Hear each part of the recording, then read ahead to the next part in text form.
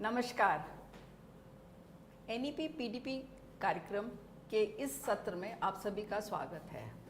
यह कार्यक्रम राष्ट्रीय शिक्षा नीति पर किया जा रहा है और इसमें देश भर के सभी विश्वविद्यालय तथा महाविद्यालयों के शिक्षक इसमें सम्मिलित हैं।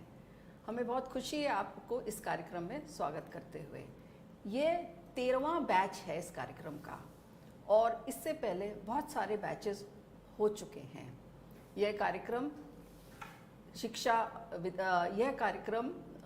मिनिस्ट्री ऑफ एजुकेशन तथा इंदिरा गांधी राष्ट्रीय मुक्त विद्यालय द्वारा संचालित किया जा रहा है। यह कार्यक्रम स्वयं प्रभा तथा समर्थ पोर्टल और स्वयं कार्यक्रम के द्वारा कराया जा रहा है। आज के इस कार्यक्रम में हम राष्ट्रीय शिक्षा नीति के बहुत सारे मुद्दों पे जो सत्र हुए हैं उन्हीं में से एक और सत्र का हम आयोजन कर रहे हैं। आज हमारे साथ हमारे कुलपति प्रोफेसर किरण हजारिका जी हैं। मैं आपका स्वागत करती हूँ। नमस्कार। आपके बारे में मैं कुछ दो शब्द कहना चाहूँगी। Professor Kiran Hazarika is an eminent academician. He belongs to Assam and has recently joined IGNOU. He has been head of department and principal in prestigious colleges of Assam and has written more than 7 books. More importantly, he has been very closely associated with the National Education Policy 2020 as a commissioned member of the UGC.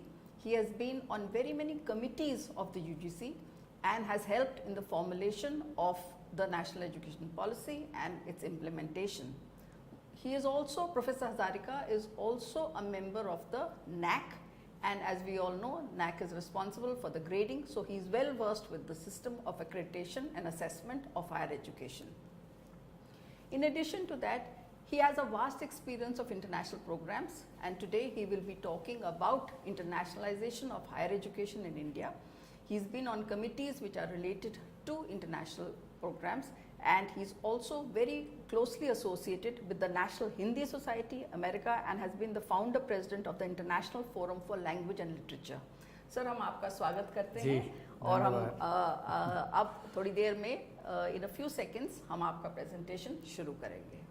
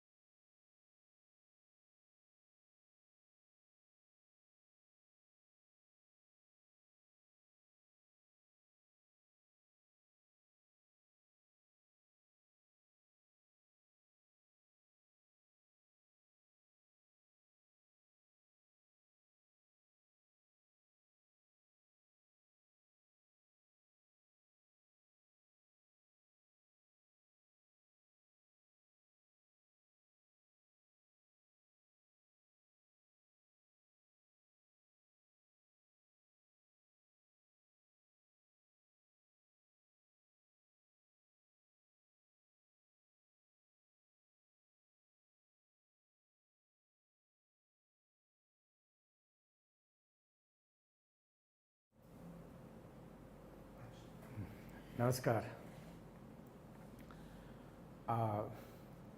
नमस्कार professor Anita Priyadarshini and हमारे जो दर्शकगण। Today's topic is very new topic because a series of interaction program being conducted by the COE on NEP 2020, and this is new topic, that is the internationalization of Indian higher education. So far हमारे अंदर में किसी को लगता है कि ये विषय कैसा विषय है, but sometimes question also arises, internationalization of higher education and globalization, and so many terms are there. But internationalization of Indian higher education, this is especially based on the Indian land. इससे पहले हम मान लीजिए हमारे बाहर की बात बताते, इंटरनेशनल का मतलब हो जाता है कि बाहर हमारे कितने बच्चे बाहर पढ़ रहे हैं, या हमारे बाहर से हम आइडिया किसी भी policy, when we are going to making any policy या designing any type of policy, normally we always imitate other countries, other western countries idea module. Normally we going to design and develop in our countries, but this is the NEP 2020 is the first policy which is based on India. So this policy is called Indo-centric education policy, and it's a big, it concludes all sections of educational previous in this policy. Especially internationalization of Indian higher education का विषय में हम अगर बात करेंगे, अब देखिए सबसे पहले हमारे भारत में क्या है, एक समय ऐसा था जो हमारे देश में ही बड़ी बड़ी यूनिवर्सिटी यानी बड़े बड़े विश्वविद्यालय रहा करता था। जैसे हमारी यूनिवर्सिटी, हम एक गुरुकुल सिस्टम की भी बात करें, हमारे पास गुरुकुल व्यवस्था भी हमारे पास थी। और इस प्रकार से हम देखें, रामायण काल को भी हम अगर ले, रामायण काल के समय ऐसे ऐसे गुरु आश्रम गुरुकुल रहा करता था, जैसे ऋषि भारद्वाज, वाल्मीकि, वशिष्ठ आदि, ऐसे हम रामायण काल की भी हम बात कर सकते। और इसी हिसाब से अगर महाभारत काल में भी हम ले, जैसे द्रोणाचार्य, इसी हिसाब से हम संदीपनी आश्रम, ऋषि गर्ग आश्रम, इन सभी आश्रमों में हमारे देश के बच्चे पढ़ा करते थे। और यहाँ के देश के ही नहीं कि बाहर के भी आके पढ़ते थे बच्चे। तो 200 हम अगर माने तो 250 आज से 2050 या 500 या 2500 साल, हम ये 3000 साल आगे की हम बात करें भारत में, जिस समय हमारे देश में बड़ी बड़ी यूनिवर्सिटी रहा करता था बिफोर क्राइस्ट। जो जैसे हम तक्षशिला यूनिवर्सिटी को ले, तक्षशिला, नालंदा, उज्जैन, विक्रमशिला, पाटलिपुत्र आदि ऐसे बड़े बड़े विश्वविद्यालय हमारे देश में रहा करता था।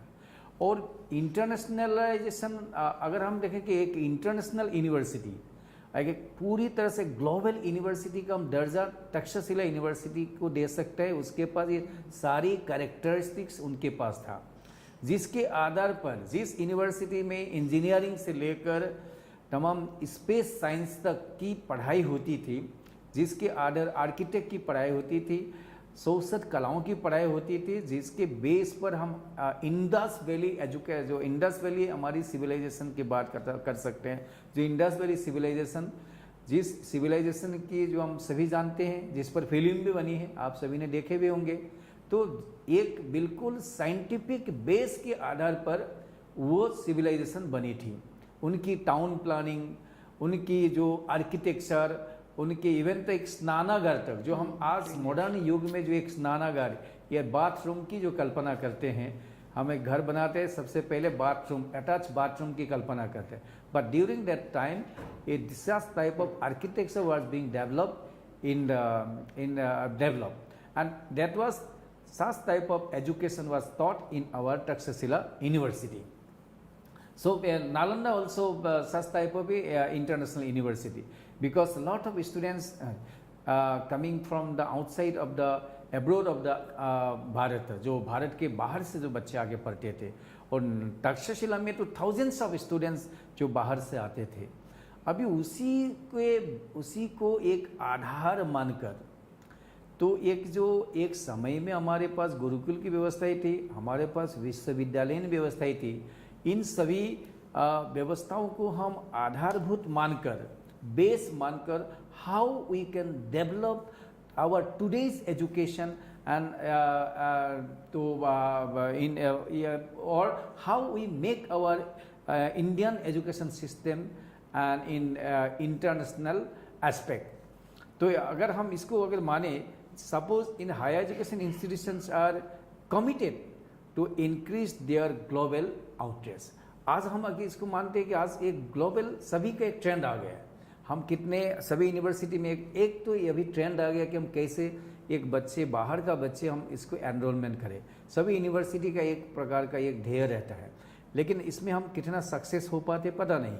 अभी हमने ये जो अभी हम पिछले 5 साल में भी देख रहे हैं, दिस सॉर्ट ऑफ एक्टिविटीज़ हम देख रहे हैं, क्योंकि अभी हम our university is trying to enroll the abroad student in our universities, जिसके तहत पर अभी जो हमारा जो एक वर्ल्ड रैंकिंग जो फ्रेमवर्क है QS बोलता है, जो QS रैंकिंग फ्रेमवर्क में हमने देखिए हमारे जो 35 यूनिवर्सिटी को अभी फिगर किया है हमारे देश के, तो यही भी है। और इसीलिए यूनिवर्सिटी ग्रैंड कमीशन ने भी अभी की इंस्टीट्यूट ऑफ एमिनेंस, इसी में हमें 20 यूनिवर्सिटी को इंस्टीट्यूट ऑफ एमिनेंस की दर्जा भी दिया गया है, जिसको बिल्कुल एक ग्लोबल रैंकिंग के तहत एक ग्लोबली एक्सपर्ट को बुला के इस प्रकार की रैंकिंग बनाया गया, जिसमें 10 यूनिवर्सिटी हमारी not only university even some IITs also included in this institute of eminence. तो इसमें क्या है, हमने 10 यूनिवर्सिटी जो गवर्नमेंट सेक्टर्स का है और 10 प्राइवेट सेक्टर की यूनिवर्सिटी हैं। तो इस हिसाब से हम देखते हैं अभी जो 2019 और 20 का जो all India survey of educational survey of high education, तो इसमें जो हमने देखा इसमें जो AISSE के पोर्टल में nearly 49,348 students are reading in our universities from outside. Very less numbers of students are reading in our country. But अगर हम अभी बताना चाहेंगे कि नियरली अभी जो लास्ट 2 years में इसकी संख्या बढ़ी है, अभी estimated 75,000 students are reading in our various universities of our country from the abroad of India. तो ये एक संख्या अभी बढ़ी है। अभी जो एजुकेशनल में जो क्वालिटी एजुकेशन का जो डेवलप हो रहा है आफ्टर इंट्रोड्यूसिंग NEP 2020, तो ये डेवलपमेंट हमें अभी देखने को मिल रहा है। अभी जो UGC का जो NEP 2020 का जो सजेशन था, उनका जो रिकमेंडेशन है कि our education system should be globalise या इंटरनेशनलाइज। तो therefore university grand commission has design ये how because the university grand commission is a authorise body to designing and making policy, making regulation to control our higher education institution. So University Grant Commission has shaped a policy that is not called the policy, that is a guideline, that is the internationalization of Indian higher education. So the aim of this policy is to make global awareness. So our institution, how we are teaching, what is quality teaching is going on in our countries, so that should be make an awareness in the global phenomenon. So develop interconnectedness. So interconnectedness हमें चाहिए, एक देश से दूसरे देश की, एक university से दूसरी यूनिवर्सिटी की इंटरकनेक्टेडनेस होनी चाहिए। Shaping the next generation learners, अभी का जो हमें एक शेप देना है, how we shape, because what is the trend amongst the students, अभी नेक्स्ट जनरेशन के स्टूडेंट्स जो लर्नर्स है उनके अंदर में क्या है, तो that has to be shape and attaining higher global standard quality in higher education. तो एक ग्लोबल स्टैंडर्ड क्वालिटी एजुकेशन के लिए university grand commission also committed, तो इसके लिए काम कर रहे हैं। So make our young generation truly global citizen, this is the another end. तो एक global citizen, how we develop our citizen globally competent. हम मान लीजिए एक बच्चा अभी दिल्ली यूनिवर्सिटी से पास हुआ है, एक विद्यार्थी, एक कलकत्ता यूनिवर्सिटी से पास हुआ है, एक गुवाहाटी यूनिवर्सिटी से पास हुआ है, एक पुडुचेरी यूनिवर्सिटी से पास हुआ है, तो उनके अंदर में क्या होना चाहिए, तो उनको एक ग्लोबल सिटीजनशिप की जो competent quality has to be develop within our university. This is our aim. Another aim is to develop deeply rooted pride in being Indian. हमारे अंदर में अभी तक क्या होता था, हमने देखा कि 1970 से और अप टू 2000 हम देखे कि एक ब्रेन ड्रेन की कल्चर थी हमारे देश में। हमारे जितने भी IITians है, हमारी जो बड़ी बड़ी यूनिवर्सिटी के जो भी आउटकम्स है, ये सारे आउटकम्स का एम्प्लॉयमेंट कहाँ होता था, ग्लोबली, बाहर में जाके उनके अपॉइंटमेंट होता था। तो उनके अंदर में वो उस देश में जाके वो प्राइड उस देश की करने लगे हैं।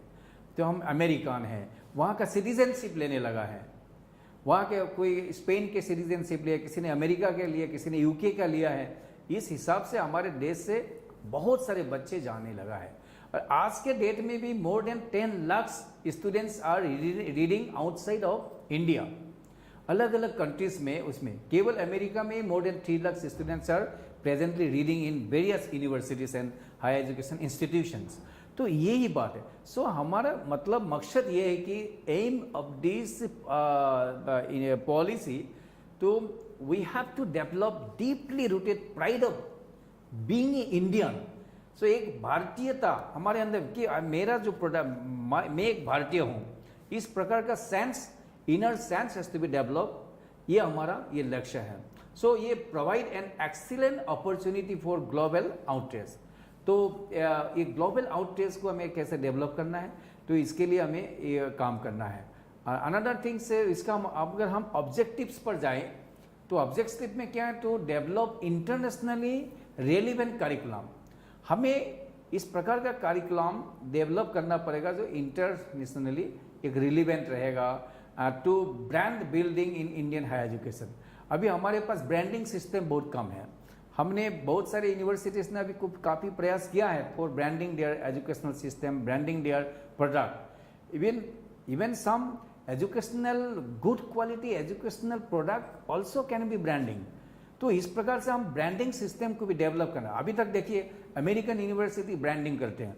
सो उनकी ब्रांडिंग की जो अभी हमारी गवर्नमेंट की पॉलिसी ऑल्सो टू चेंज। हमारी जो अभी इंडस्ट्रियल जो हमारा जो इंडस्ट्री डिपार्टमेंट है और हमारे जितने भी अभी इंडस्ट्रीज का डेवलपमेंट हो रहा है, अभी एज पर द न्यू जो हमारे 2095 तक जितने भी इंडस्ट्रियल गाइडलाइंस थी, ये सारे guidelines already been now change. तो चेंज होने के साथ अभी क्या है, हमने विद इन द इंडस्ट्री अभी इंडस्ट्री एकेडमिया हमने डेवलप किया है। तो इंडस्ट्री एकेडमिया के डेवलप के बाद ही हमने कि इंडस्ट्री और हायर एजुकेशन इंस्टीट्यूशंस के पास एक लिंकेज तैयार हो गया है। एक जिस लिंकेज के डेवलपमेंट धीरे धीरे हो रहा है, जिससे हमारा कि हमारी प्रोडक्ट का एक ब्रांडिंग होने जा रहा है। पहले ऐसा नहीं था, केवल इंस्टीट्यूशन और हमारा काम just to product our degree. आज से 5 साल पहले तक यही स्थिति हमारी देश की यूनिवर्सिटी की रही है कि जस्ट प्रोडक्ट आवर डिग्री। अभी हमने ये जो ब्रांडिंग का कॉन्सेप्ट धीरे धीरे डेवलप हो रहा है। हमें बहुत सारी हमें अभी रिसर्च एंड इनोवेटिव सेल्स खोलने के लिए यूजीसी की ओर से बताया गया है। ये वो भी क्या है, under the umbrella of NEP 2020 है। तो इस प्रकार से अभी यूनिवर्सिटीज़ के अंदर में इस प्रकार का डेवलपमेंट अभी चल रहा है। तो credit recognition under twinning arrangement, ये एम है। इस पर हम डिटेल्स में बात करेंगे।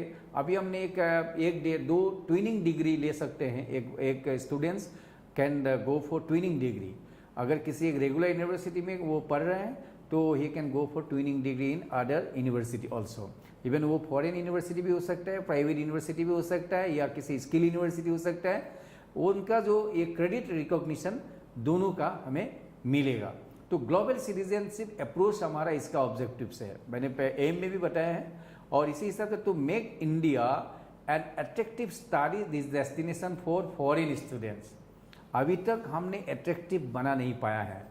ये इसीलिए इस पॉलिसी का यही प्रयास है कि NEP 2023 का भी प्रयास ये प्रयास है कि हमारे जो शैक्षिक संस्थान है, उच्च शिक्षा के संस्थानों को हम इस लेवल पर गुणवत्ता को लाना है, जिस गुणवत्ता के आधार पर हमारे जो एक बाहर के जो बच्चे हैं, ताकि भारत में पढ़ाई के लिए एक उनके अंदर में एक ट्रेंड हो, क्योंकि India is providing good quality education and productive education system in there higher education institution.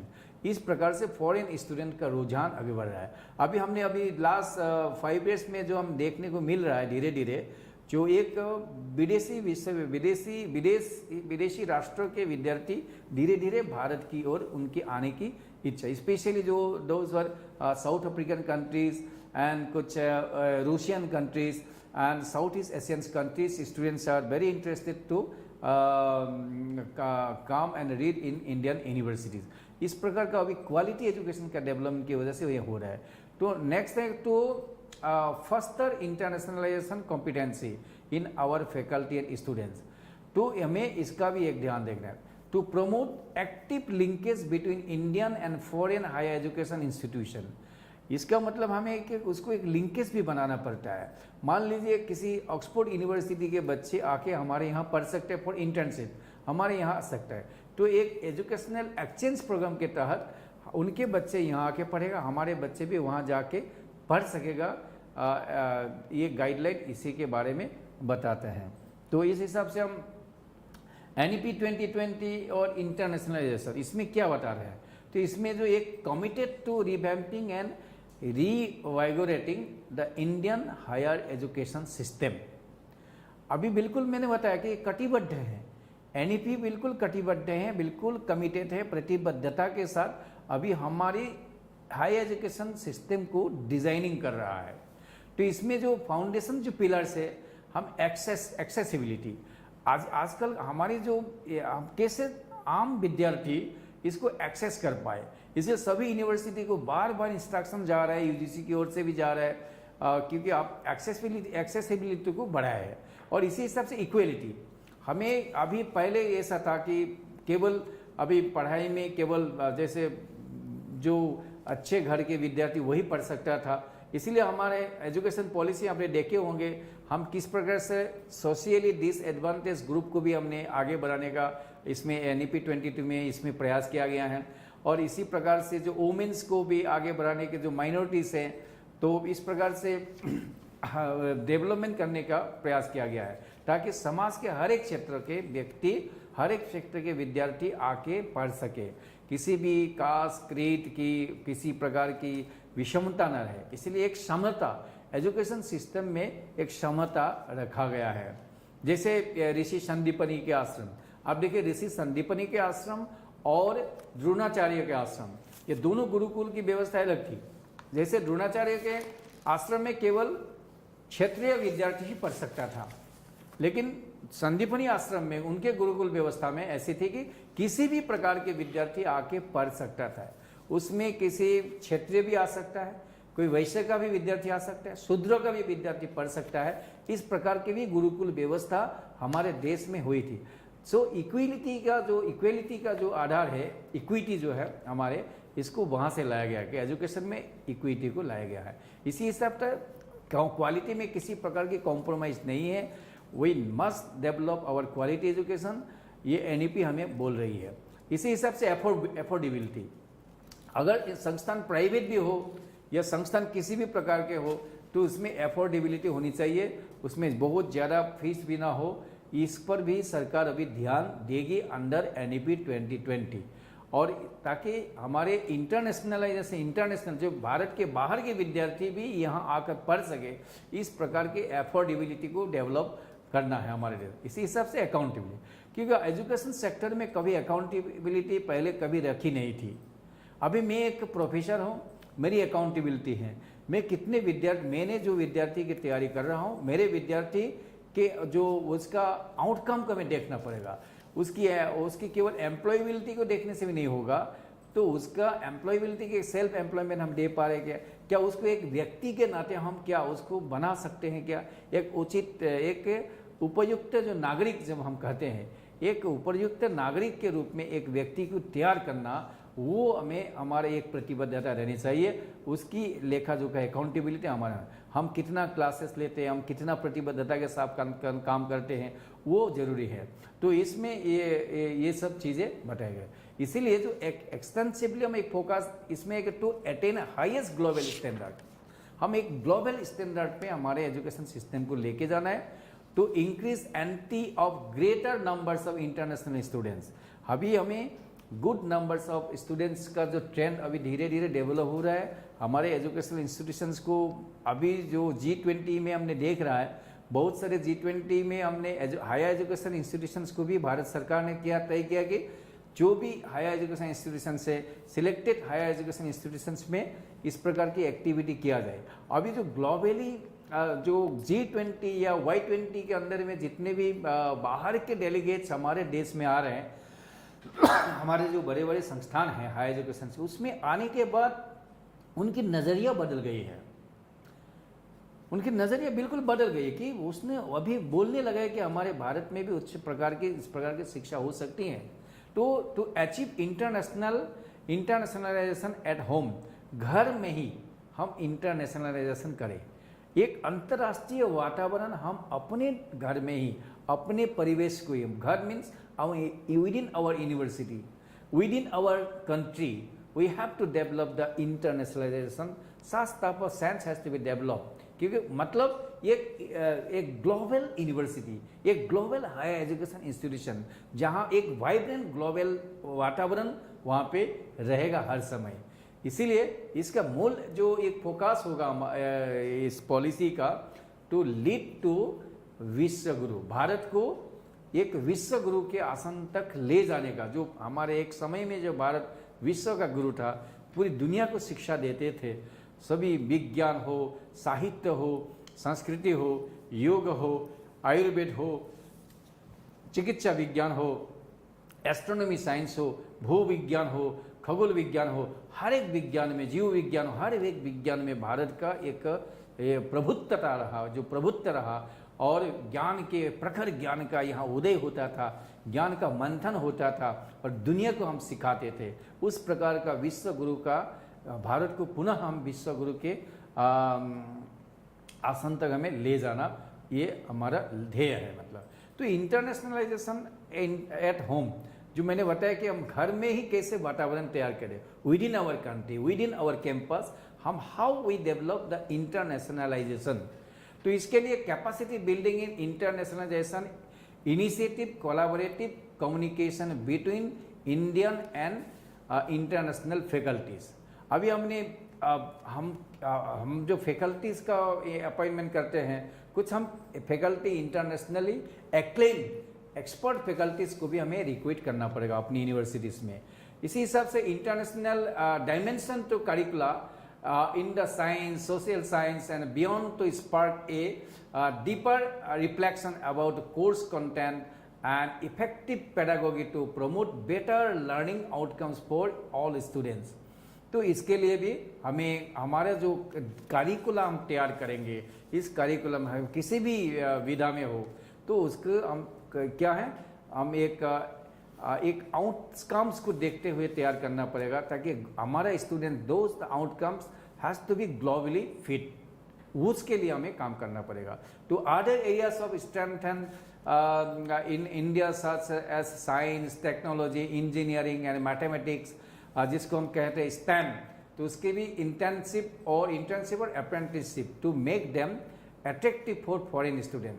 तो हमारे आज तक हमारे अभी कुछ सालों से जो एडीपी 2020 आने के बाद ज़्यादा सर हम चर्चा हो रही है कि इंटर्नशिप की बात कर रहे हैं। हम केवल किसी इंजीनियरिंग या किसी मेडिकल उसमें ही केवल हम इंटर्नशिप की बात करते थे।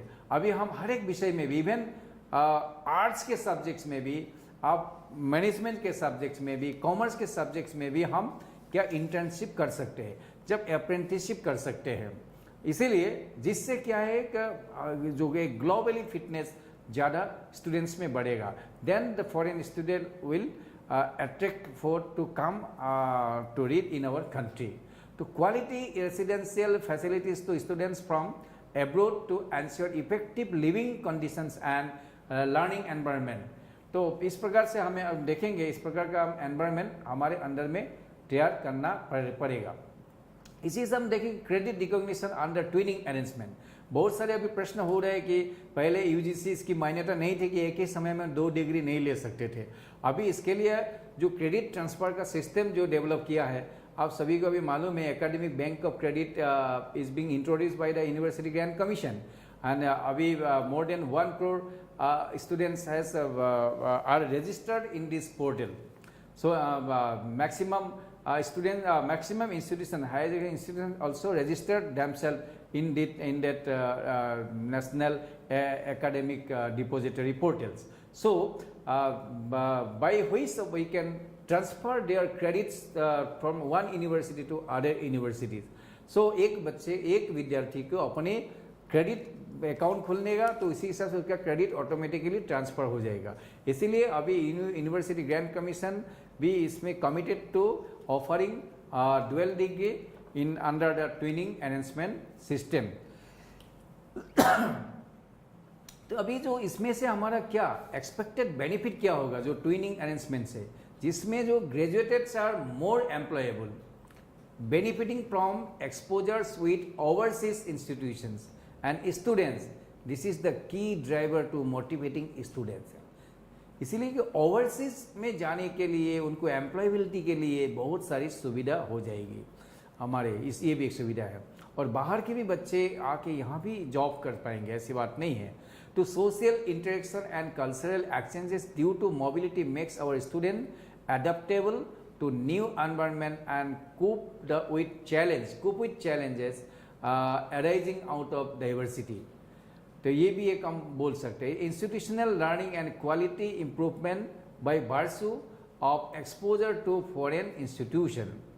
और एक तीसरी बात ये कि main important adapt quality assurance and mechanism to the specialities of twinning programs. एक स्पेशलिटी के लिए जाएंगे, मतलब हमारे आप किसी एक सब्जेक्ट में पढ़ रहे हैं, क्योंकि ट्विनिंग यूनिवर्सिटी पे केवल इन सर्च ऑफ स्पेशलिटी आप जाएंगे, इसीलिए कहेंगे अपने विद्यार्थी को ये लाभ हो जाएगा।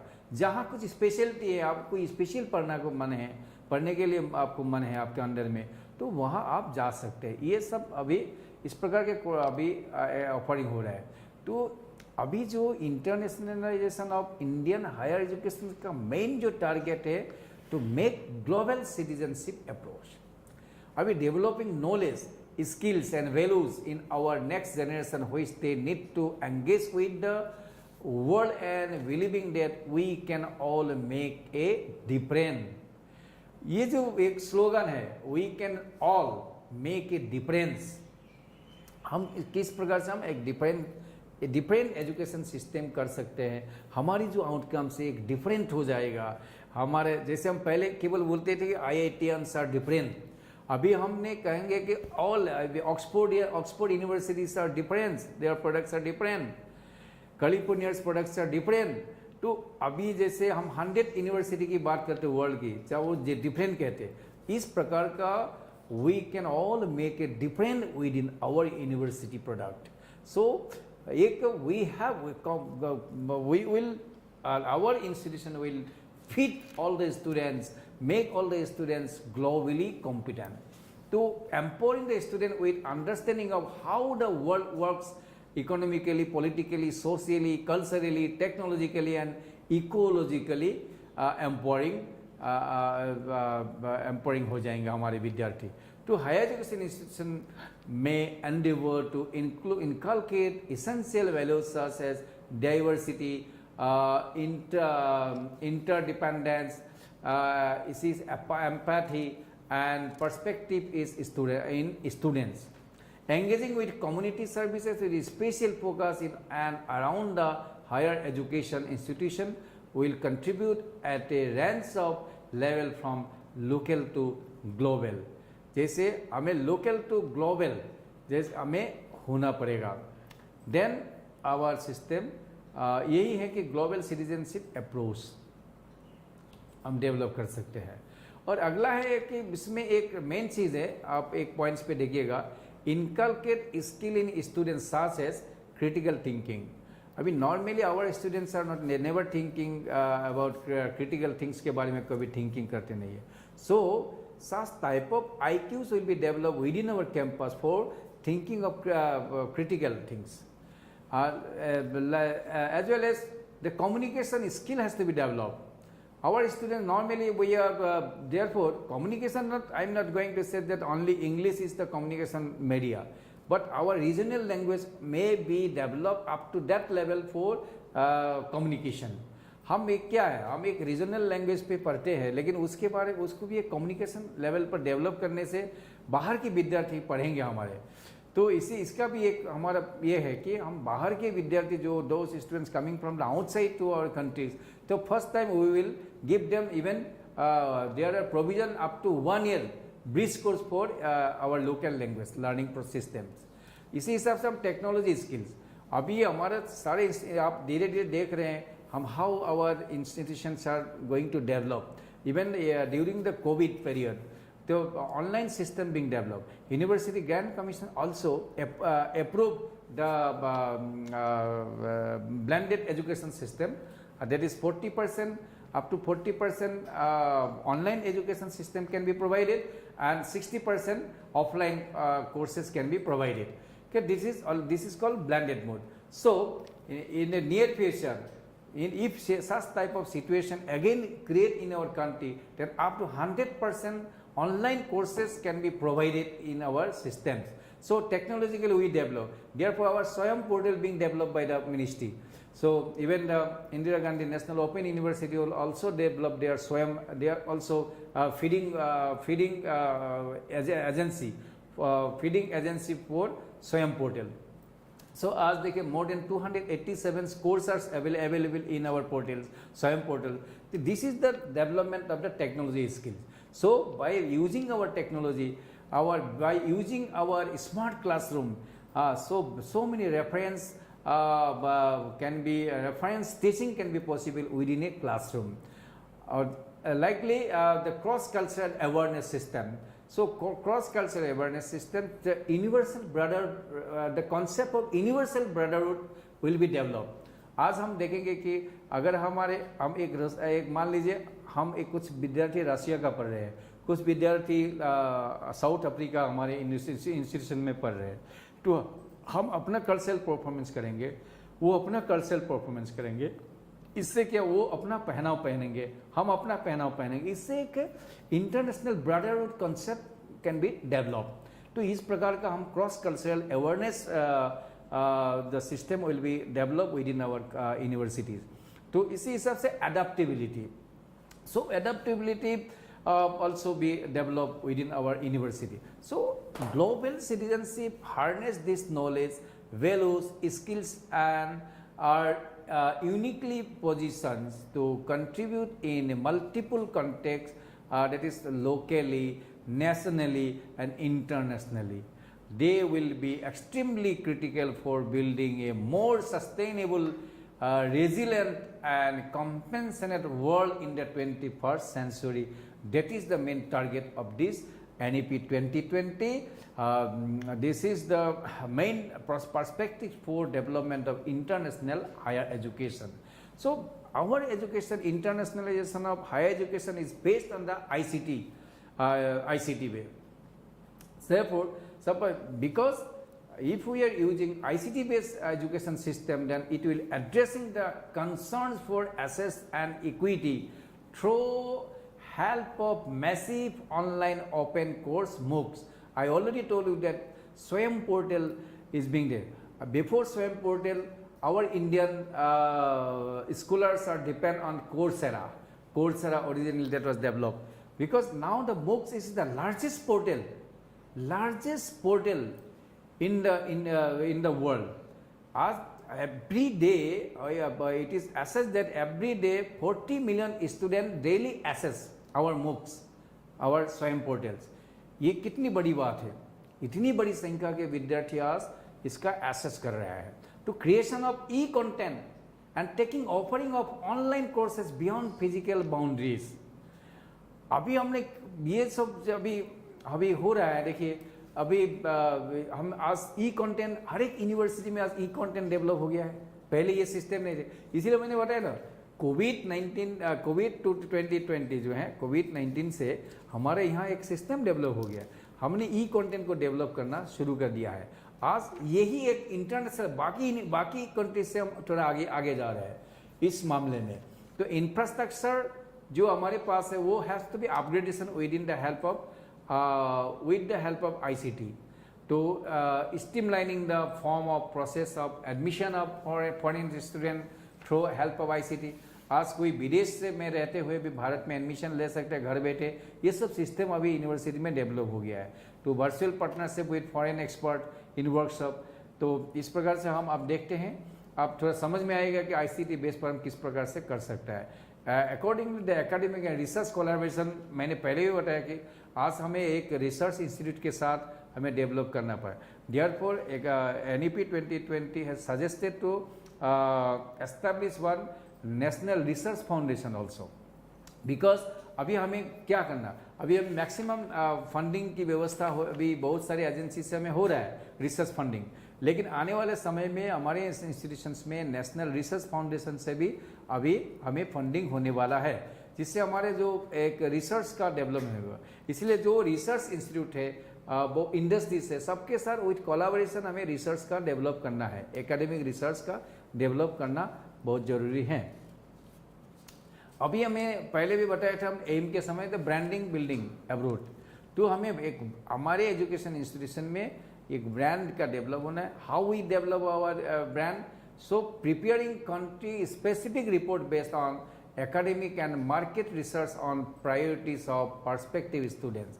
हमें कोर्स डिजाइनिंग के समय में भी हमें एक मार्केट रिसर्च करना पड़ता है, तो किस मार्केट में कौन सी चीज़ की डिमांड है, केवल मैं खाने वाला यूज करने वाला सामान की बात नहीं बता रहा हूँ, हर एक चीज़ का जो डिमांड है as per market demand our courses has to be design in our universities.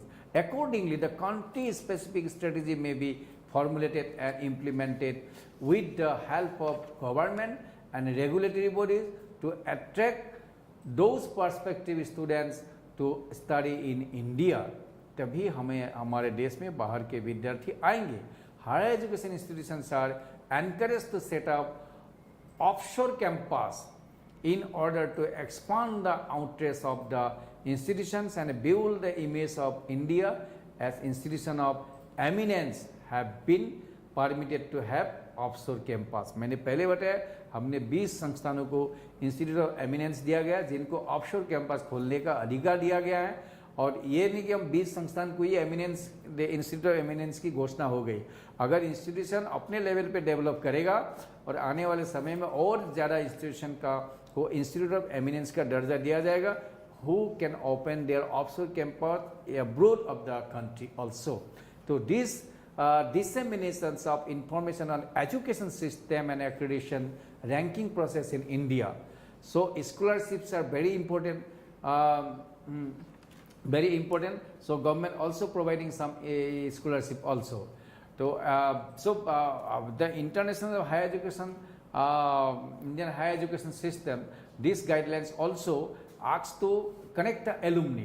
So every university now we have seen that they are developing their alumni setup, and some alumni association also made, and it is even registered also, and engagement of the alumni is very necessary for the development of the institution.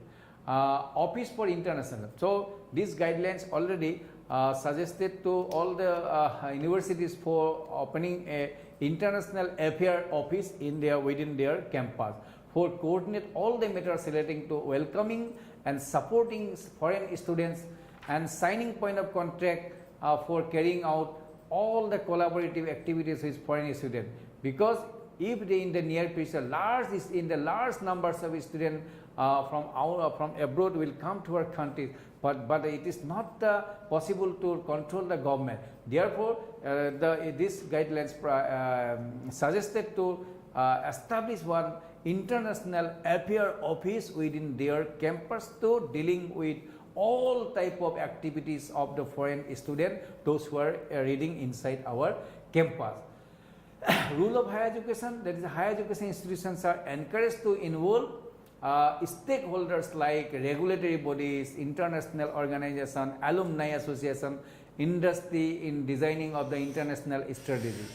So these are the main points: formulating steady approach, spelling out of institution objectives, and articulating their approach. These are the main rule of the higher education institution. Already I mentioned. So monitoring and assessment. So operationalization of portal on the various indicators, internationalization. So one thing is already being framed, that is called key performance indicator, KPI. So it is being suggested by these guidelines for establish one maybe in the near future one regulatory body will be formed to assess all these higher education institutions under the KPI system. Thank you very much. मैंने आप लोगों से international higher education के बारे में अभी एक नया विषय आपके सामने रखा है। इसमें काफ़ी सारी चीज़ जो है आपको मालूम भी है, तो आने वाला कोई भी अगर आपके मन में कोई शंका है, एनी अनुशंसा है, तो any doubt then you can directly ask me also. Madam, I think already she's noting down all the points raised by our viewers.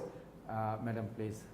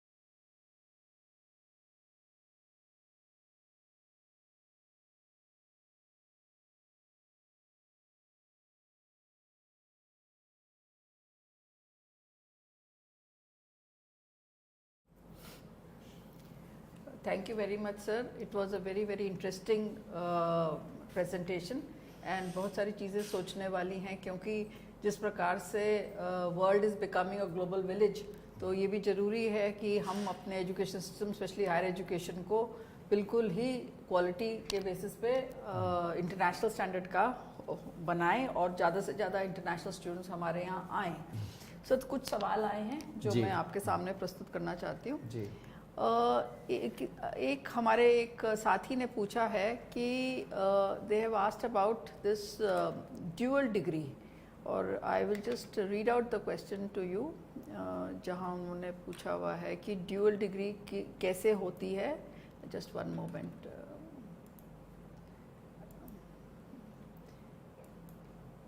In the meanwhile, there is a question asking whether this will stop the brain drain.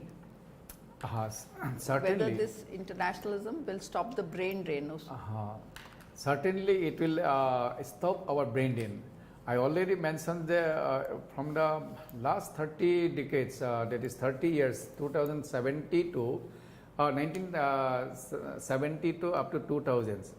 The last 30 years, during that years, thousands and lakhs of our IITians, our the product of our Delhi University, IGNOU University, lot of students are going outside and they engage in their countries and they are providing service for that nation, that countries.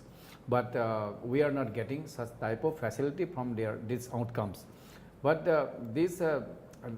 now this system will certainly stop our brain drain gradually, because the Indian environment totally being changed presently.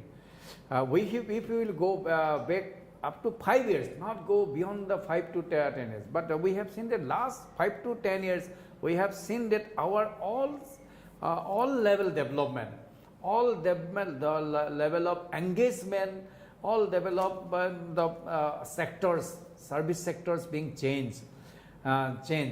Therefore, now our students, the foreign students, those who are reading in our institution, now they can serve for our nation development. Directly they can serve for our nation development. ऐसा हो सकता है। इसलिए मुझे लगता है कि जो ब्रेन ड्रेन का जो वो अभी स्टॉप हो जाएगा, internationalisation of Indian higher education, because such type of environment will be created within our country, within our institutions. जी सर, आपने ट्विनिंग के बारे में बात की थी, तो किसी हमारे साथी ने क्वेश्चन पूछा है, what are the conditions for pursuing dual degree? Supposing a person has already done MSc, can he do MA in some other subject out of interest while pursuing PhD? So very good questions. Thank you, the questioner. His name I don't know, but good question you are raising. Because their training degree, there so many there are ways. एक तो बात मान लीजिए एक degree के साथ दूसरा degree आप कर सकते हैं दूसरी यूनिवर्सिटी में. If you are pursuing MSc then you can go for MA.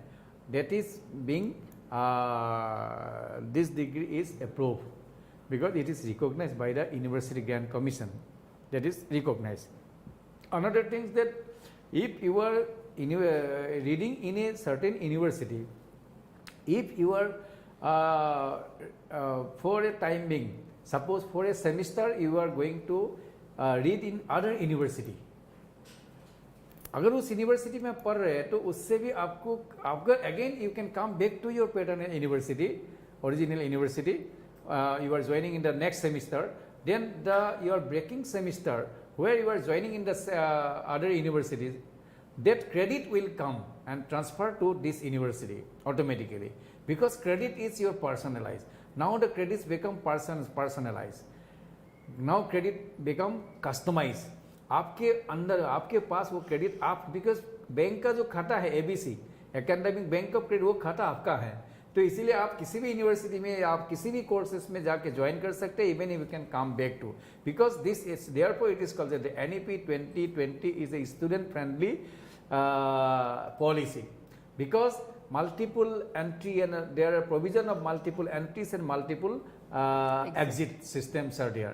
So आप किसी भी समय आ भी सकते हैं. After 1 year you can go for another courses then because another courses I am saying that you can go for another courses because you are MS you are doing pursuing MSc, 2 subject maybe वो MA या management, इसका कोई issue नहीं है. आप management because multidisciplinary education system being develop within our country under the NEP 2020. इसीलिए आपके पास कोई स्ट्रीम की कोई बात नहीं है कि आप MSc फिजिक्स का कर रहे हैं but you are going for economics. अब if you are interested go for economics then 1 semester you can go and pursuing in other university other institutions for then you can go come back to your university also. ये सुविधा अभी आपको दिया गया है क्योंकि अभी यू आर लिबरल. अभी एक विद्यार्थी को इतना लिबरल किया गया कि इसीलिए कहा गया कि स्टूडेंट फ्रेंडली पॉलिसी. आप किसी भी चीज़ को पढ़े उसकी मान्यता आपको यूनिवर्सिटी देगी. यही एक मेन चीज़ है इसके अंदर में. Thank you, sir. Thank you very much.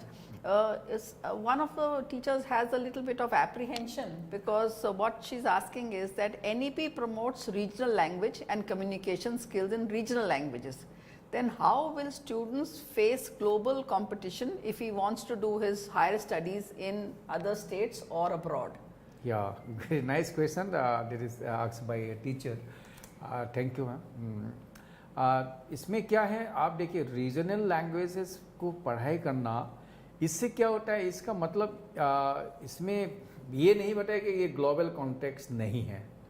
आपको रीजनल लैंग्वेज में you are acquiring your knowledge. अगर आपको इंग्लिश की जगह में आपको अपनी मातृभाषा में पढ़ाई की सुविधा हो जाएगी तो आप ज़्यादा आप विषय को समझेंगे, ज़्यादा समझेंगे. अगर आप ग्लोबल कॉन्टेक्स्ट में जाना चाहते हैं कि global nowadays you cannot say the English is only the vice versa for the global, we go for the global. अब फ्रांसिस को भी आप ले सकते हैं. मोर देन 57 कंट्रीज आज फ्रेंच को भी बोला जाता है. तो इसी हिसाब से आप अभी देखें कि मोर देन 100 कंट्रीज में हिंदी को भी बोला जाता है.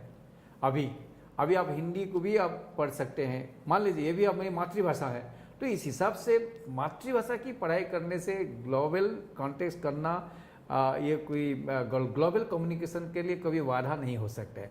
ओनली मातृभाषा में इसीलिए पढ़ेंगे आपकी जो कॉन्सेप्ट जो नॉलेज कॉन्सेप्ट को ज़्यादा डेवलप हो जाएगा. किसी भी विषय की जानकारी आपको ज़्यादा मिलेगी. यही मातृभाषा में पढ़ाई की सुविधा है क्योंकि मातृभाषा में हम अपने कल्चर्स, अपनी हिस्ट्री, अपने जो एथिक्स है उसको पढ़ने का ज़्यादा अवसर है. मतलब धन्यवाद. I think that's very true because हमारे भी यहाँ जो बच्चे रशियन और जाते हैं वो तुरंत रशियन सीख लेते हैं और एक तरह से वो पहले से ही ग्लोबल सिटीजन्स बन जाते हैं. क्योंकि इस तरह से इनफैक्ट अगर आप जर्मनी एंड ऑल जाएंगे तो वहाँ बहुत बड़ा हिंदी के सेंटर्स हैं, संस्कृत के सेंटर्स हैं, जहाँ पे इस प्रकार से हिंदी और संस्कृत पढ़ाई जाती है और बहुत अच्छी तरह से बोलते हैं।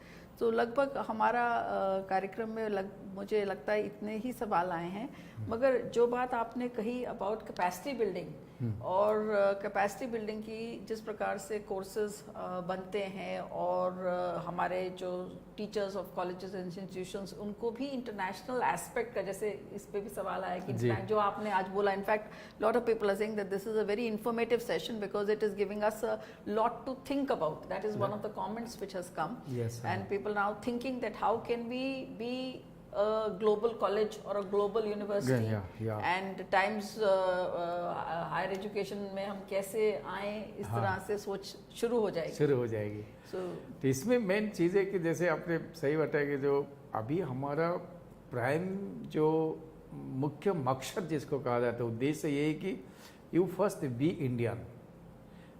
आप पहले भारतीय बने, आप भारत को लेकर आप गौरव करें. हमने पहले भी बताया जो हमारे एम में प्राइड टू बी इंडियन, एक भारतीय के रूप में, भारतीयता के रूप में हमें अपने आप को जब गर्व करेंगे, हमारे ज्ञान जो परंपरा है, भारतीय ज्ञान परंपरा को हम जानकारी देंगे. इसलिए हमारे NEP 2020 में एक विषय और भी है, भारतीय ज्ञान परंपरा यानी इंडियन नॉलेज सिस्टम. अभी हमारा जो भी भारत में जो आने वाले समय में already University Grand Commission also constituent one body जो अभी देखभाल करेंगे हमारे इंडियन नॉलेज सिस्टम को, हमारे जो कारिकुलम में कैसे हम इसको प्रस्तुत करें. इसीलिए हमारे जो भी हमें सिलेबस बनने जा रही हैं, जिसमें मोर देन 20% जो कंटेंट जो भारतीय ज्ञान परंपरा का होंगे, और जिससे हमारे जो आने वाले समय के हमारे जो विद्यार्थी दोस्त who are entering in our universities from the next session in future sessions, certainly they will learn about the Indian knowledge system. That knowledge will certainly develop the inner sense to develop ourselves and proud ourselves be Indian. इससे क्या हो जाएगा, अभी जो भारत के जो बाहर के विद्यार्थी हमारे देश में आएगा, उनको भी वो भारतीय ज्ञान परंपरा पढ़ाया जाएगा. तो इससे क्या होगा, उनको भी उनके अंदर में एक भारत के प्रति एक स्वाभाविक रूप से एक श्रद्धा उनके अंदर में वो उमंग पैदा हो जाएगी. एक भारत के प्रति अंतरात्मा से वो एक श्रद्धा हमेशा के लिए उनके अंदर में डेवलप हो जाएगा, जो उनके अंदर में विकास होगा, जिससे एक स्थायी भारतीयता का भाव लेकर अपने देश में वापस जाएगा और उसी अनुरूप उस देश में जाके वो काम करेगा. एक हमेशा उनके अंदर में एक भारतीयता का बोध एक वाइब्रेंट रहेगा उनके अंदर में उसके. इसी हिसाब से किसी एक देश में मान लीजिए हम 100 के 100 विद्यार्थी का प्रोडक्शन करके अपने देश से जब उनके देश में भेजेंगे, सर्टेनली हमारी जो गुरुकुल परंपरा जो रही है, मैंने जिस परंपरा से एक भारतीय जो भारत विश्व गुरु का जो आसन में था, वो हमारा नई एजुकेशन पॉलिसी 2020 का यही सबसे बड़ा मकसद है कि भारत को पुनः विश्व गुरु के आसन में लेके जाना है. तो एक भारत हर एक क्षेत्र में विश्व गुरु बने. आज हमारे पास कितनी भी टेक्नोलॉजी का आज डेवलप हो रहा है, हमारे पास हर प्रकार का develop.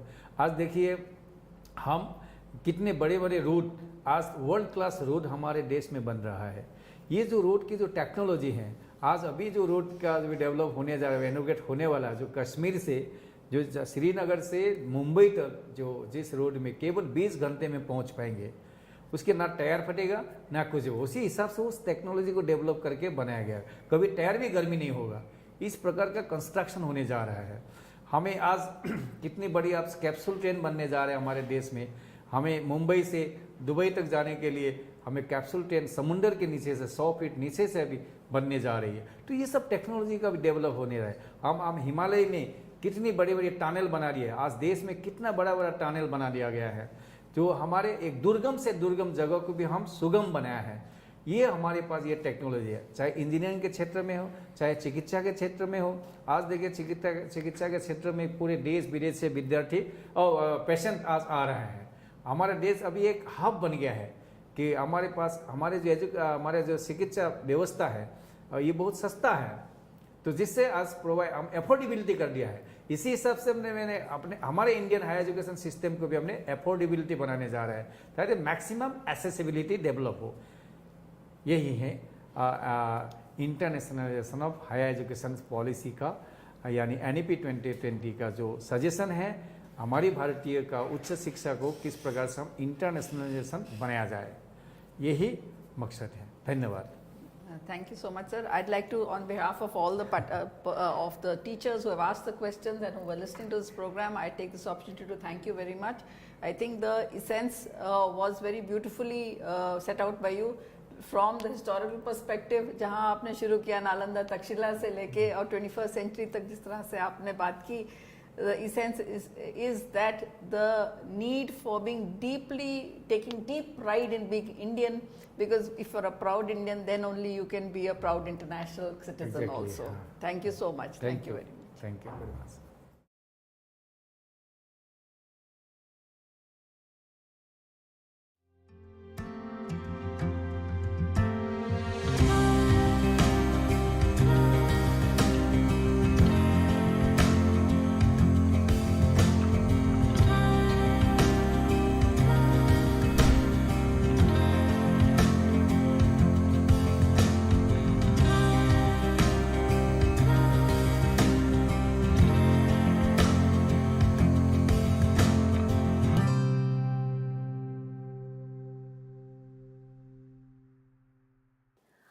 Welcome, dear learners. I am Professor Mona Khare, currently heading the Department of Educational Finance and also associated with the Center for Policy Research in Higher Education at the National Institute of Educational Planning and Administration, popularly known as NIPA in New Delhi.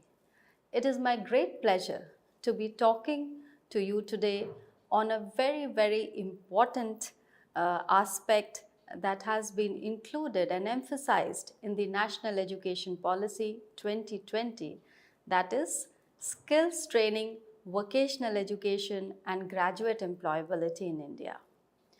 Now, what I thought was, before we start talking specifically about the National Education Policy 2020, let us very quickly look at the context of the very reason as to why skills and employability emerged as a major challenge in the country and across the globe. Now, needless to say that as the very concept of development shifted from economic development to social development and later to human development, investments in education became paramount for two reasons. One, the quality of life, the higher earnings, and also the quality of jobs that it was rendering to the educated youth. That is how the new wave of linking education to skills and vocationalization, work-based skills and vocationalization gained importance in the 20th century onwards and became more strong in the 21st century. Now, as the literature is coming forth evidencing the closeness between higher and higher levels of learning with better development, not just for the self, but also for the whole community and for the whole globe, as has been embedded in the Sustainable Development Goals of 2030, the importance of higher education integrating with skills and vocationalization is growing day by day. So it is in this context, let us very quickly see what are the challenges that the educated youth in India have been facing as far as their employability or job readiness is concerned. Now, if we go by these statistics, the very first thing that comes to fore is the demographic dividend that India is quoted to have. Now, this demographic dividend can be exploited only with better educated and better skilled youth. However, the industry is aghast with the kind of graduates that we are producing today. Also, the statistics prove that more than 50% of the Indian youth are either not befitting the skills that are in demand by the industry sector, or the quality of skills that they have with them are not up to the standards as demanded by the industry. There are three kinds of gaps that emerged in one of the studies that we conducted in CPRHE at NIPA. And these three gaps were related to awareness gaps, the perception gap, and the third one was the skills gap. Now, as far as the awareness gap is concerned, this gap relates to the knowledge regarding the job market, the knowledge regarding what kind of jobs are going to be available in future, what kind of opportunities are waiting for the educated youth, what kind of skills are going to be in demand. So that kind of awareness is missing or is less as compared to what the industry sector is projecting at. After the awareness gap comes the perception gap. Now, the perception regarding the importance of a particular skill, be it the work-based skill or be it the generic skills, is also missing between the student, that is the learners, the teachers, that is the human force which is behind providing any kind of skills training to our youth, and the employers who are demanding the skills from these learners. So those kind of perception gaps also exist. And lastly, of course, the skills gap. Now, skills gap also, if we see, can be divided into three components: the knowledge and technical skills. So the employers are reasonably okay with the kind of knowledge and technical skills that our graduates come with. Let us now come to the National Education Policy 2020 and what kind of a perspective it holds with regards to skill and what kind of strategies does it propose. Now, I would like to call the National Education 2020 as to be unique and forward-looking as well as comprehensive. Why unique? Not because it has come after a long wait of 35 years, but unique because for the first time, the policy is trying to bring integrated elements of knowledge, skill building and vocationalization at all levels together. Why I also feel like calling it forward looking is because it is more futuristic in the sense it is aligning itself to the 4 goals that are enshrined in the Sustainable Development Goals of 2020, that is quality and equitable learning for all and lifelong opportunities of learning to be provided to all people. It is the 4 pillars that basically form the foundation of the National Education Policy, which can be described by 4 E's of equity, enrollment, employability and excellence. Now, all these 4 E's in some way or the other reflect the United Nations goals of bringing better quality, sustainable development and lives for all individuals.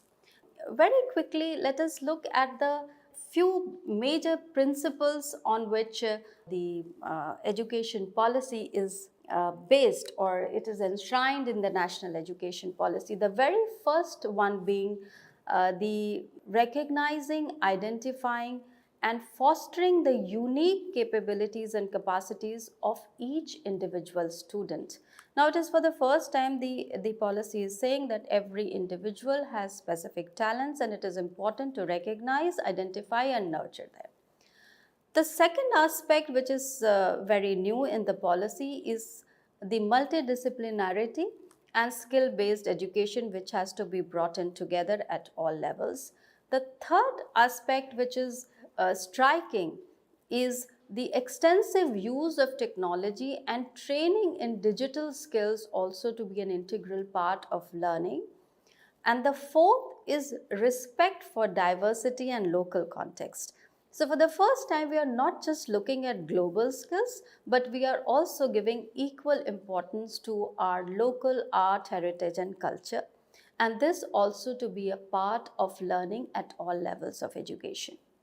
Let us take a very quick look on some of the important elements that will help us to generate the kind of skills that the 21st century is actually demanding from the youth population today. Let me also share with you a simple concept of employment and employability. Often, employment and employability are used interchangeably. But are these two the same? Is a question that one must ask oneself. Now, if I have to answer in just one sentence, employment and employability are certainly not the same.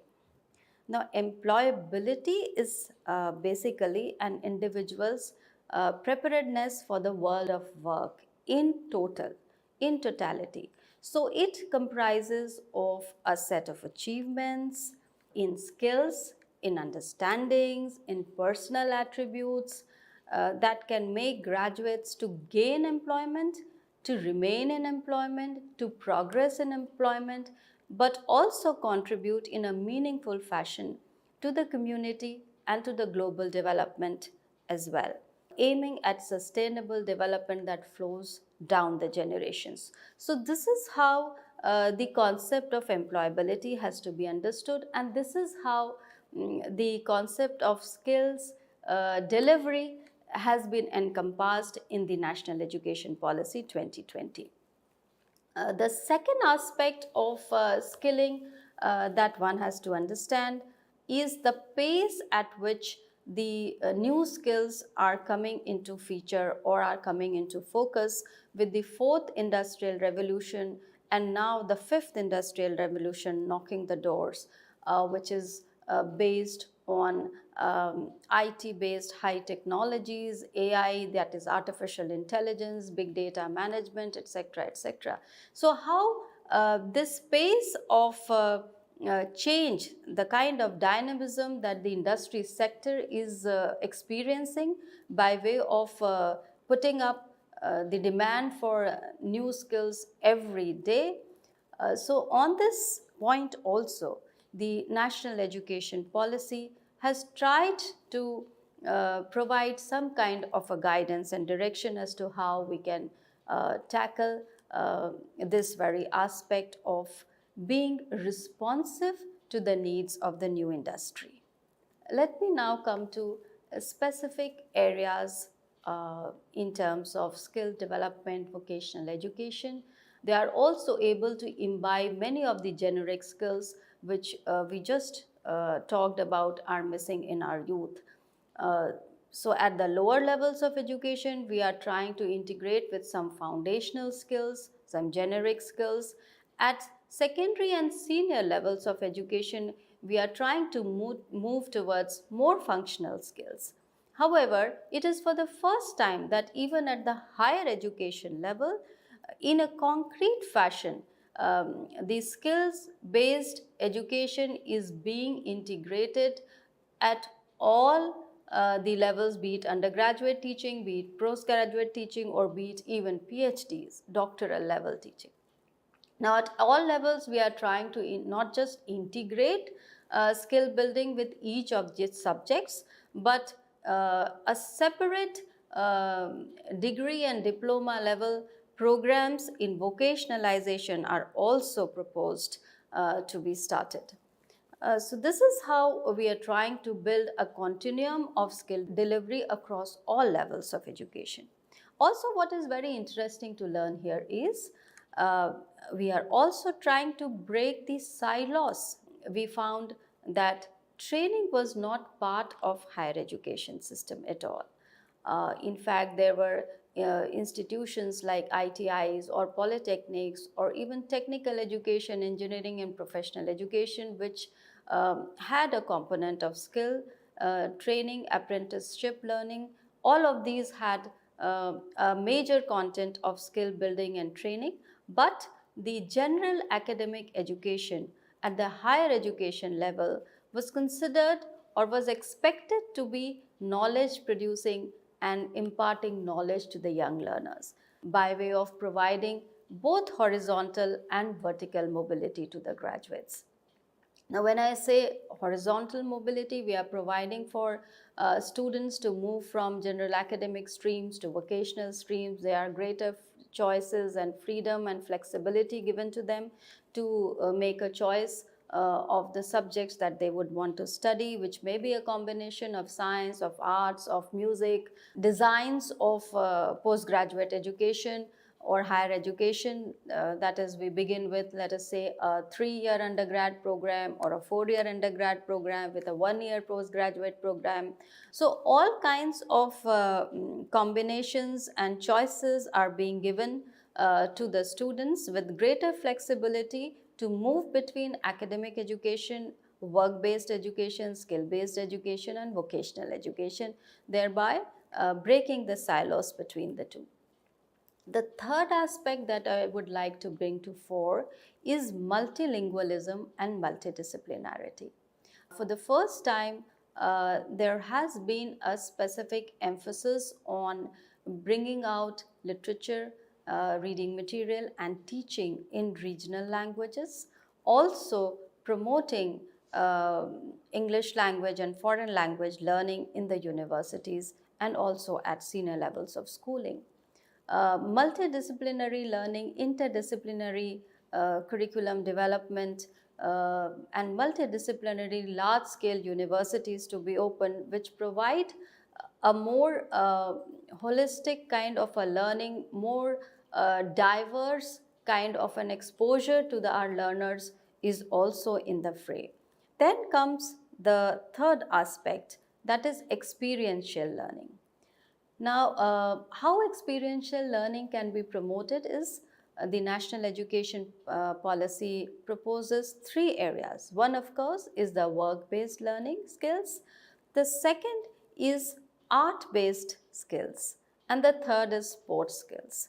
So, all 3 kinds of experiences to be combined, curricular and extracurricular experiences to be combined to give a holistic personality development opportunities to our learners. The fourth aspect is, in a big way, a boost to higher education vocationalization has been given. Not just by integrating skill-based learning at every level of higher education and all the courses that are being taught in the universities and colleges, but very specifically aligning higher education to vocational education by developing or aligning it to the national skills qualifications framework. Now, this skills qualification framework, which has been developed for a vocation-based education for at 10 levels of education, which begins from the secondary, higher secondary levels and goes up to the PhD levels. At 10 levels, descriptors have been given which are sector specific, which are industry specific, professional skills, core skills, technical skills which are required at various levels of workmanship in that particular sector or industry has been provided and developed, and not just the curriculum has to be linked to these descriptors, but also the evaluation has to be linked to these descriptors. So in a way, standardize the skills training aspect. So the national occupational standards which come into picture over here, how the sector specific skills council under the overarching umbrella of the National Skill Development Commission has come out with national occupational standards to be linked with the national skills qualifications framework, and how they are going to be the guideposts of skills training and vocational education at 10 levels is something very interesting in this new education policy. Also, for the first time, the policy talks about recognizing prior learning. So there are people who have learned through informal means. There are students who come from various backgrounds and uh, learn from in a traditional methods, informal methods by their forefathers, by their parents, or maybe other informal means. For the first time, the skilled universities per se have been opened. The purpose of these skilled universities is to give degree and diploma based education right till the doctoral level only in very specific vocational subjects. Next aspect is how we can strengthen the student support system in the universities and colleges.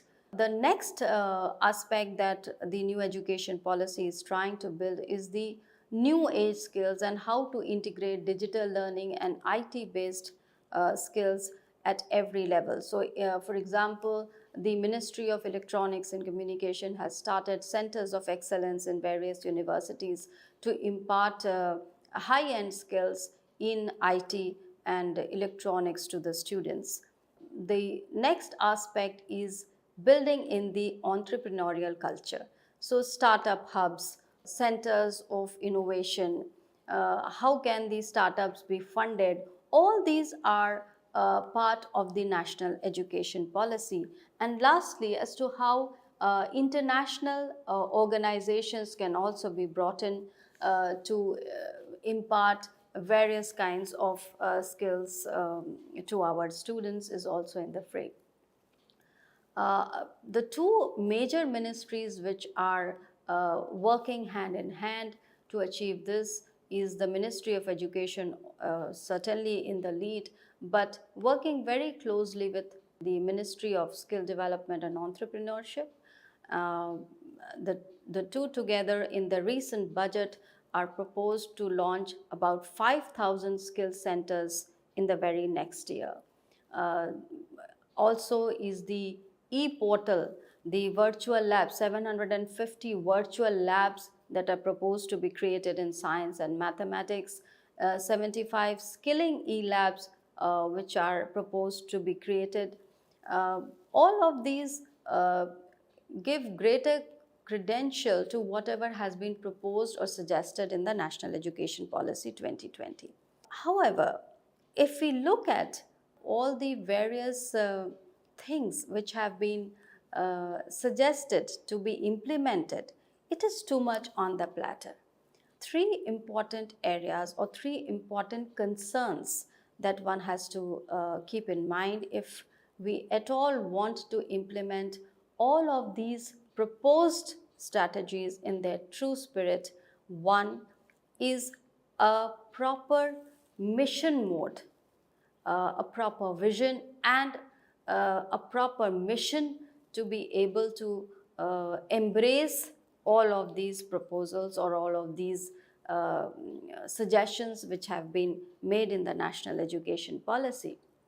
The second is the acceptability to this change, acceptability to this change of integrating training and skills to collegiate and university teaching. And third, very important is to see how this entire training, skills training and vocational education integration doesn't impact the equity and inclusion in an adverse fashion.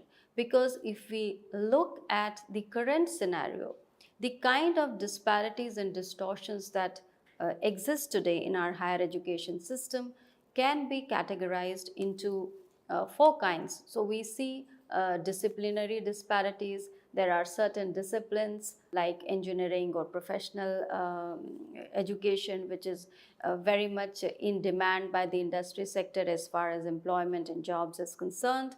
And it is also projected that more than 60% of the new jobs are going to come in the services sector in the coming years. The second disparity that we see is in terms of regional disparities. So we see that there are disparities that exist in terms of institutions which are placed in remote areas, rural areas, The quality distortion is one again very a big problem that we are facing. And the third is the social and gender disparity. So how to bring students from the marginalized section and also women into the fore of skill-based vocational learning and training at the higher education level. On that note, I thank you all very much for your patient hearing, and I hope that this kind of a 360-degree change that the National Education Policy is proposing by way of integrating skills training to education, not just at the curricular level or at the pedagogical level, but also at the evaluation and outcomes level, is something which is going to challenge us in the coming future. Thank you very much.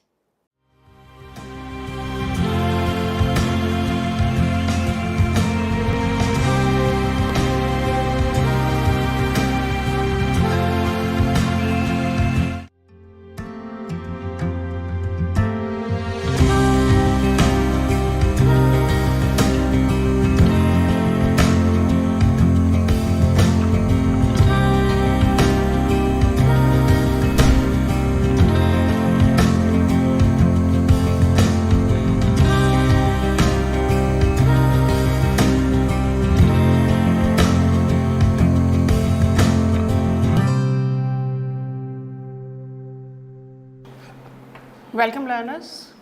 I am Dr. Pankaj Mittal. I am working as Secretary General Association of Indian Universities. In fact, only the second Women Secretary General of AIU in 97 years of its history. So today I will be speaking to you about access, equity and inclusion.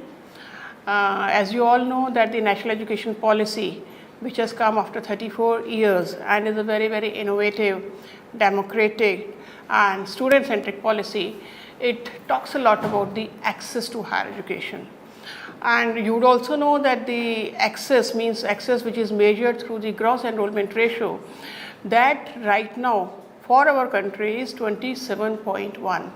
That means, what does that mean? It means that out of 100 students in the age group of 18 to 23, only 27 students are enrolled in higher education.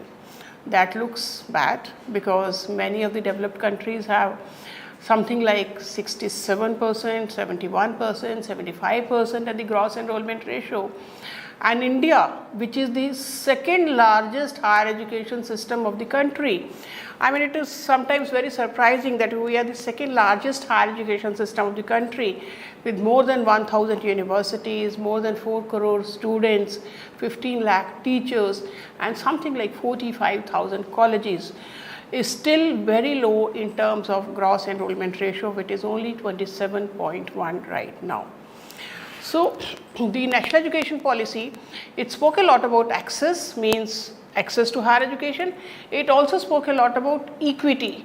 When I say equity, means access to higher education across, say, geographical boundaries, across various social groups, across various areas like rural, urban or rich, poor or SC, ST or minorities or means border hill area universities. So the access and equity go hand in hand.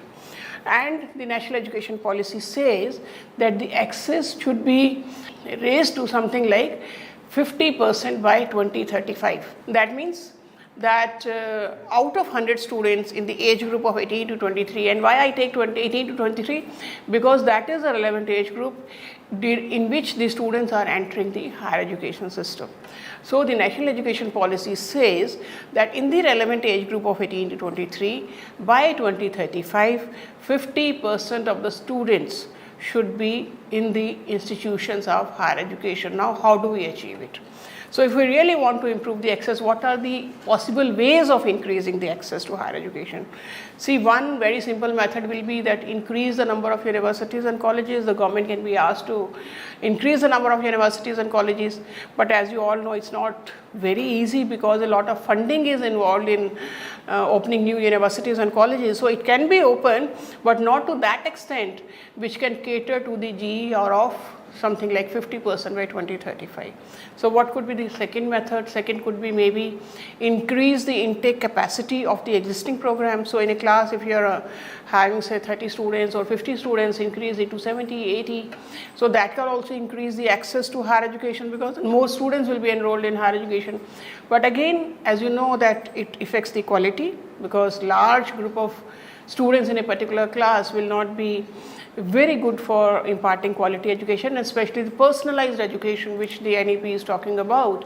And also there will be issues with regard to the infrastructure because every classroom will not be equipped to handle these many students. So what could be the other method? Maybe the third method could be that we can have the public-private partnership. That means we can encourage many private institutions to run the, or rather maybe establish more universities and colleges so that the students can enroll in those universities and colleges and we can increase the enrollment. That is a very good way of increasing it.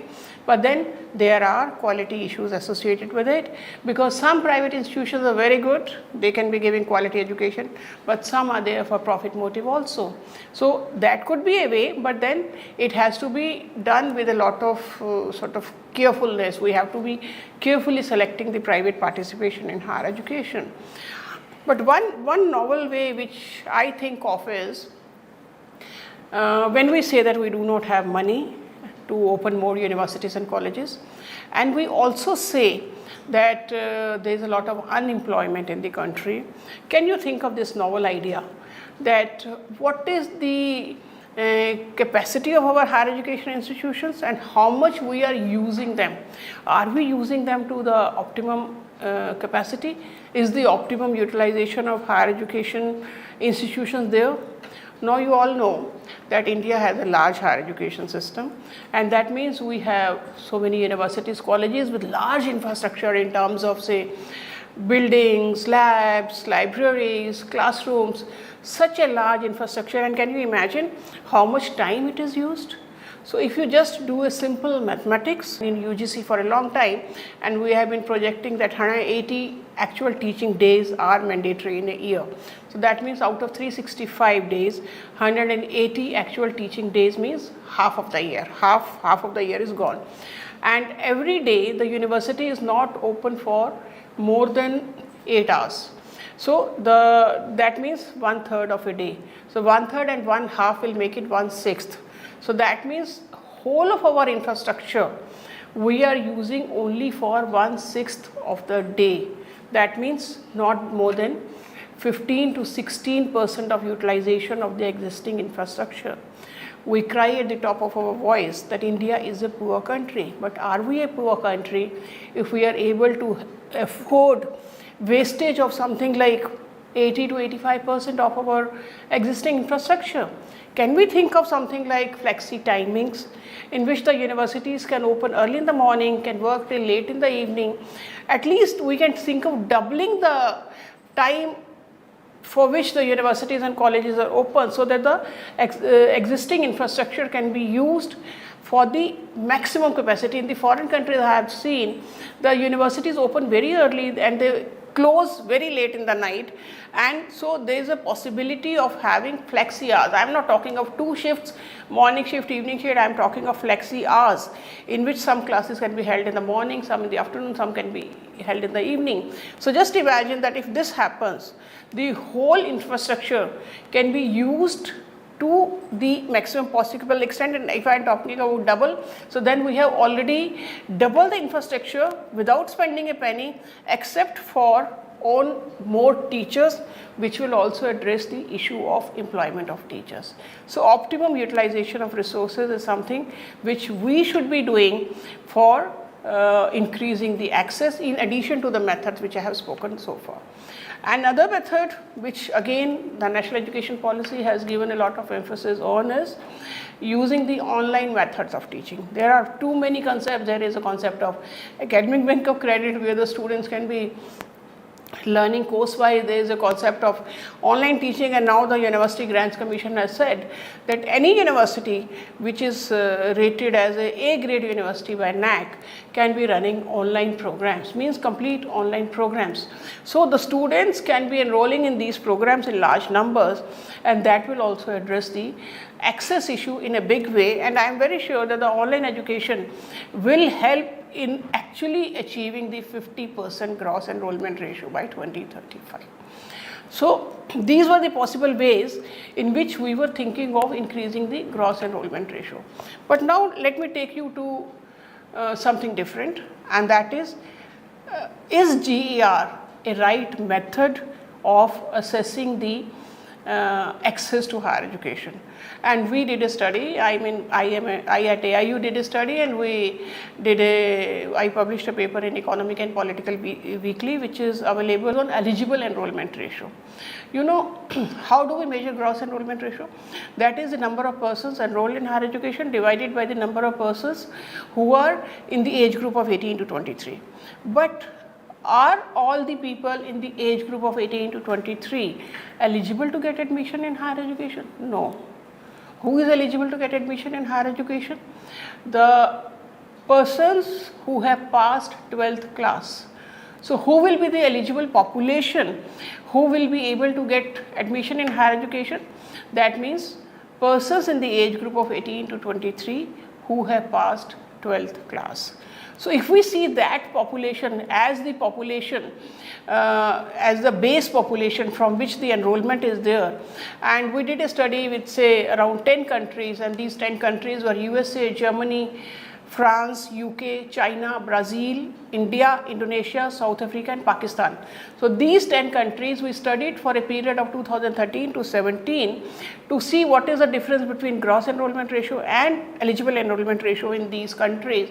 And you will be surprised that India, which was almost at the end, means at number 8 in these 10 countries in the gross enrollment ratio, as soon as we use the term EER, eligible enrollment ratio, India's position climbed up. Because when we talk of gross enrollment ratio, we are talking of the total population. When we are talking of eligible enrollment ratio, we are talking of the eligible population. And when we talk of eligible population, India's EER, you know that India's GER is 27, but India's EER was 65. And that was almost equal to the EER of developed countries. In fact, when we saw the difference in the GER and EER for different countries, we saw that the difference was too much for the developing countries and the difference was very less for the developed countries. So you can see in the graph that how the average GER and EER of 10 countries is there, and you will see that in India it is 27 and 63.7 or 65 for India, and there is a large difference of almost more than 35 for India. But if you see the countries like USA, in USA the GER is 88 and the EER is 95. In Germany the GER is 67 and the EER is 85. So the difference is very, very minuscule, but this difference becomes large for the countries which are developing countries like India. So what does that mean? It means that the gross enrollment ratio, which is a ratio of the enrollment of the total population, and which we are thinking as a problem of the higher education system, is actually a problem at the lower education, means at the school education. Because if we have enough population, say more population who are eligible to get admission in higher education, then with that base population, and even if we have the existing, like right now also if you see the transition rate, large, something like 90% students who are passing 12th class are going to higher education, but the 12th pass outs are very less. So with the same transition rate, the GER can be reaching very high. So therefore, we have to address the problem at the school education. We have to reduce the dropouts at the school level. We have to increase the number of pass outs who are past 12th class and are eligible to get admission into higher education. And the moment we increase that base, the admission to higher education is already there. Even if the existing level of admission to higher education, the GER will climb like anything. And the 65 which I am telling you, the 65 EER is already comparable. I mean, we are talking of 50, but 65 is already there in India, where the eligible enrollment ratio is almost comparable to any developed country. Therefore, my opinion is that when we measure access and equity, we should be talking of both, because GER is a concept which is widely used, so we don't say that GER should be not used at all, but GER should be used along with the EER. So GER and EER both together will decide that what is the actual scenario of access to higher education. We cannot depend upon only one parameter, that is GER. We should be talking about GER and EER and then say where the India stands, because GER is a concept which was developed by the Western countries. So in India or the developing countries, EER maybe is it would be a better measure, because it actually talks of the problem, where it is, where to hit and where to address the problem.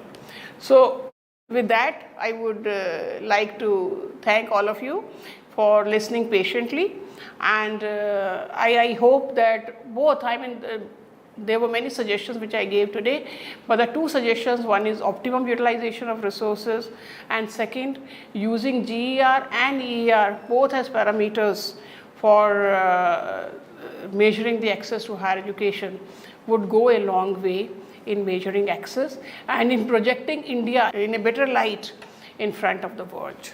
Thank you very much. Happy learning. Keep learning. Thank you.